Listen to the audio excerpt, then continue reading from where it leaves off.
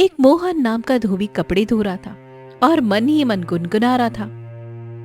सोना चांदी क्या करोगे, प्यार में जैसा गुण है मेरे। अचानक से उसकी नजर उस बहते हुए घड़े पर पड़ी और मोहन चौंकता हुआ बोला। अरे वो क्या है, कोई घड़ा? मोहन तैरता हुआ बर्तन के पास पहुंचा।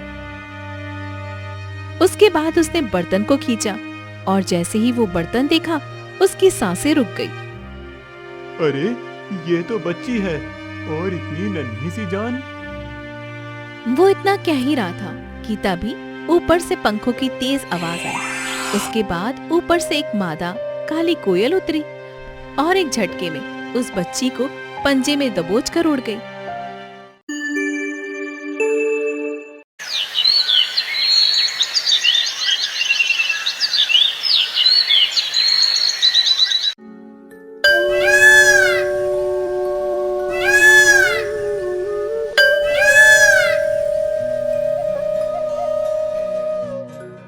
माया बताओ जरा, क्या मेरे पाप इतने बड़े हैं कि भगवान मुझे बेटा नहीं दे रहा?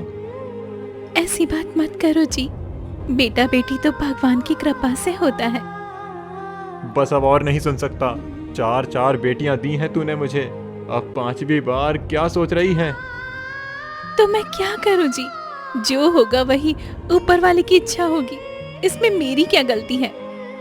ये सुनते ही माया की आंखों में आंसू छलक आता है। वो कांपती आवाज में बोलती है, ऐसी काली जुबान मत बोलो जी, पेट में जो है वो भी भगवान की औलाद ही है। उसके बाद रामा ने कोई जवाब नहीं दिया, गुस्से से बस उठकर वहां से चला गया।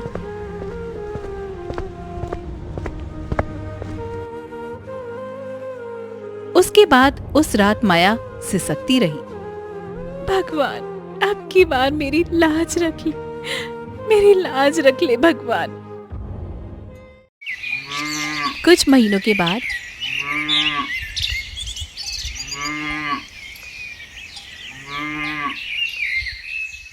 माया ने एक सुंदर सी कन्या को जन्म दिया। माया ने अपनी बच्ची को देखा, उसका चेहरा गुलाबी था और नन्हे हाथ कोमल जैसी त्वचा थी। उसका मन भर आया, पर साथ ही रामा का चेहरा याद आते ही उसका गला सूख गया।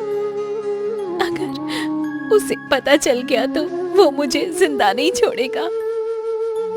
उसके बाद उसने चारों तरफ देखा, कोई नहीं दिखाई दिया।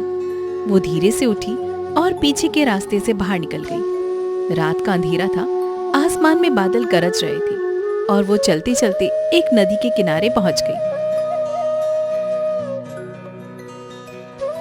और उसने एक मिट्टी का बड़ा सा बर्तन उठाया और मिट्टी के बर्तन को पकड़ते हुए बोली, मेरी रानी, तू मेरी जान है, मैं तुझे बचा नहीं सकती, लेकिन तेरा जीवन भगवान के भरोसे छोड़ती हूँ।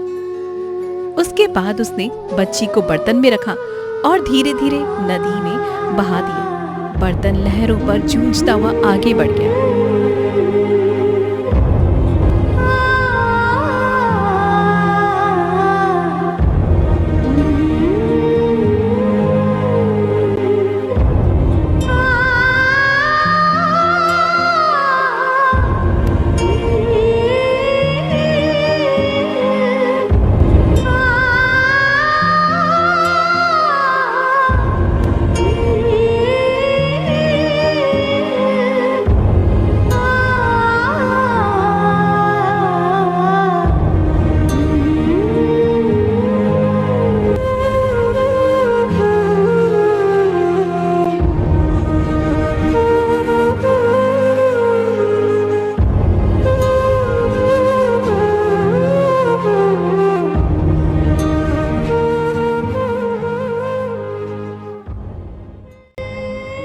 माया जमीन पर बैठकर फूट फूट कर रोने लगी, भगवान मेरी बेटी की रक्षा करना। और तभी अगले दिन नदी के उस पार एक मोहन नाम का धोबी कपड़े धो रहा था और मन ही मन गुनगुना रहा था, सोना चांदी क्या करोगे, प्यार में जैसा गुण है मेरे। अचानक से उसकी नजर उस बहते हुए घड़े पर पड़ी और मोहन चौंकता हुआ बोला, अरे वो क्या है, कोई घड़ा? मोहन तैरता हुआ बर्तन के पास पहुंचा। उसके बाद उसने बर्तन को खींचा और जैसे ही वो बर्तन देखा उसकी सांसें रुक गई। अरे ये तो बच्ची है और इतनी नन्ही सी जान।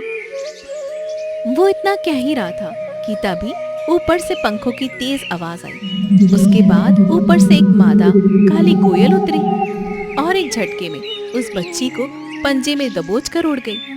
इतना कहते ही वो दौड़ता हुआ नदी के किनारे पर पहुंचा।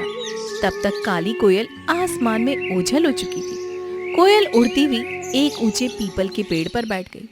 उसके बाद वो बच्ची को अपने घोंसले में रखकर उसे देखते हुए बोली, कितनी कोमल और मासूम बच्ची है।